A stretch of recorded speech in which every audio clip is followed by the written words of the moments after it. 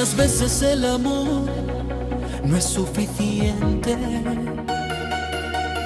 aunque el corazón lo entregue todo de repente.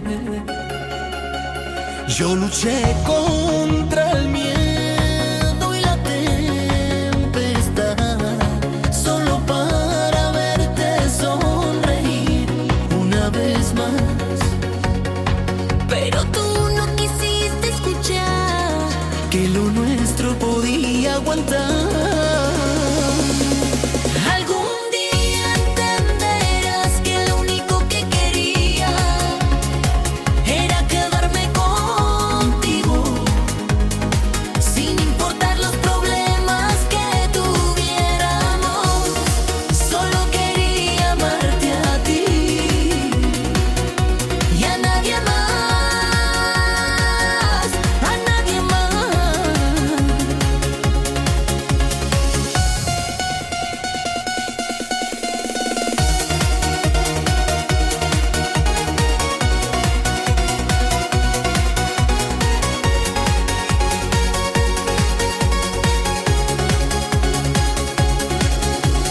Caminé descalzo por tus heridas,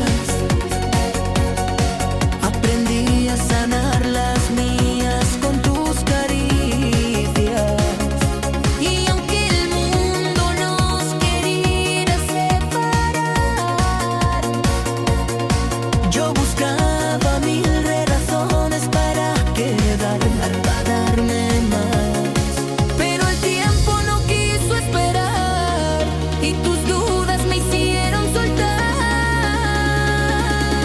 Algún día entenderás que lo único que quería era quedarme contigo, sin importar los problemas que tuviéramos.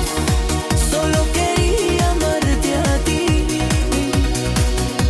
y a nadie más, a nadie más. No era un cuento, no era un juego, era amor real, profundo y sincero. Y aunque